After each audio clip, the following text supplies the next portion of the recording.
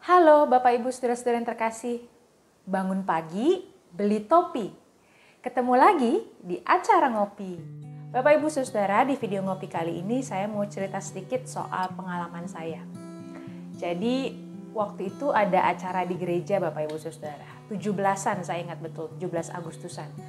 Nah ketika saya sedang di gereja, sedang ikut lomba-lomba begitu ya, menyaksikan acara di gereja dalam rangka 17-an, saya tiba-tiba mendapat satu panggilan.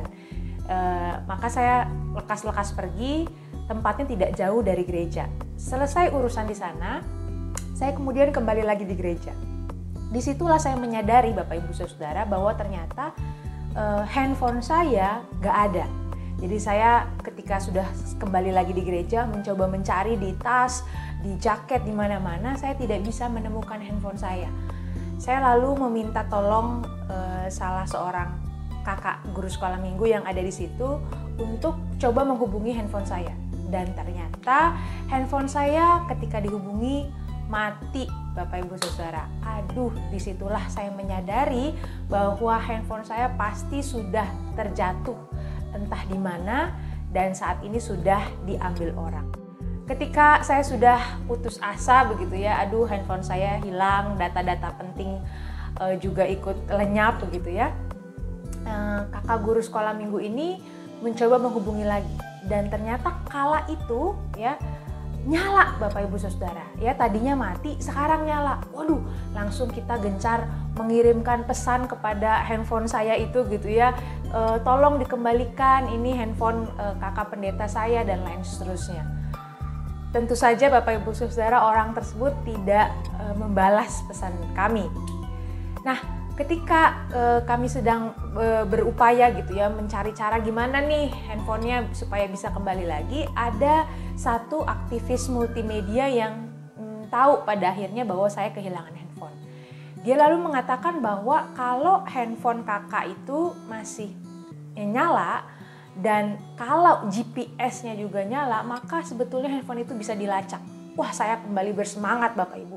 Dia lalu membuka komputer gereja dan saya nggak ngerti juga gimana caranya Bapak Ibu Saudara, saya juga agak-agak gaptek ya. Tapi intinya handphone saya itu akhirnya terlacak ya. Dan waktu itu handphone saya sudah berada di daerah seputaran Ciamplas.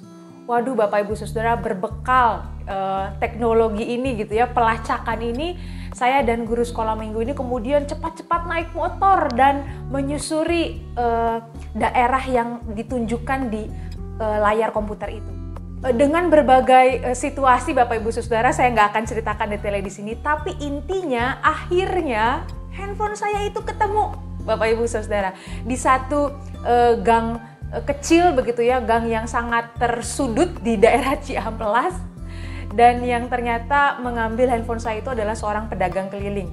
Waktu handphone saya itu ditemukan, dia kaget gitu ya bahwa ternyata di sudut-sudut ini pun ternyata dia bisa ditemukan dengan teknologi yang sudah canggih ini Bapak Ibu Saudara. Orang suka bilang kalau masih milik nggak akan kemana begitu ya. Dan itulah yang terjadi pada saya waktu itu. Tapi Bapak Ibu Saudara, berdasarkan pengalaman yang sangat unik ini, saya merefleksikan beberapa hal. Yang pertama tentu jangan taruh handphone sembarangan ya. Mungkin saya waktu itu cepat-cepat dan langsung aja masukin ke jaket, naik motor, nggak sadar bahwa handphone itu jatuh. Jadi refleksi yang pertama tentu jangan menaruh barang berharga sembarangan gitu ya. Yang kedua Bapak Ibu Saudara, saya tidak akan bisa menemukan handphone saya tanpa kerjasama dari guru sekolah minggu, tanpa kerjasama dari kakak multimedia ini. Jadi saya menyadari betul bahwa kalau kita punya persekutuan, ya, kalau kita punya satu ikatan, maka persoalan yang kita alami Bapak Ibu Saudara akan menemukan lebih banyak opsi jalan keluar. Karena kita nggak menghadapinya sendirian. Itu yang saya refleksikan. Yang ketiga Bapak Ibu Saudara, saya berefleksi. Kalau handphone saya yang sudah diambil orang dan ada di satu sudut terpojok saja bisa ditemukan dengan bantuan teknologi ya, GPS. Saya berefleksi kalau handphone itu ibarat saya ya, saya yang terhilang saya yang ada di sudut-sudut kehidupan ini terpojok karena berbagai hal, karena keputusasaan, karena dosa, karena penyesalan. Saya percaya bahwa Tuhan punya kemampuan untuk kembali menemukan saya. Ya. Handphone saya saja dilacak, ya, diingat jejak-jejaknya. Apalagi kita, ya, pribadi-pribadi yang sangat berharga di hadapan Tuhan. Kemanapun kita melangkah Bapak Ibu Saudara, bahkan saat kita pada akhirnya merasa terhilang, merasa tersudut dan tidak lagi bisa terhubung dengan siapapun termasuk Tuhan. Percayalah, Dia tidak pernah kehilangan koneksinya dengan kita. Dia akan selalu mampu menemukan kita. Dia akan selalu merengkuh kita kembali. Kenapa? Karena kita berharga di hadapannya Bapak Ibu Saudara. Kalau dalam kehidupan ini kita pernah merasa terhilang, kita merasa begitu jauh dari Tuhan dan tidak bisa menemukan jalan pulang, percayalah, ketika kita berseru, maka Tuhan yang akan menemukan kita. Tuhan tidak pernah kehilangan perhatiannya atas kita dan kuasanya sanggup untuk membawa kita kembali kepadanya.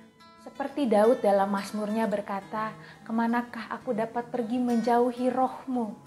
Demikianlah Bapak Ibu Saudara, kita juga tidak akan bisa pergi dari kasih dan perhatian Tuhan atas kita. Maka biarlah perenungan hari ini menguatkan saudara, menolong saudara untuk menemukan kembali kepercayaan dalam titik saudara yang sekarang. Tuhan ada untuk saudara. Selamat menjadi kuat senantiasa di dalam Tuhan.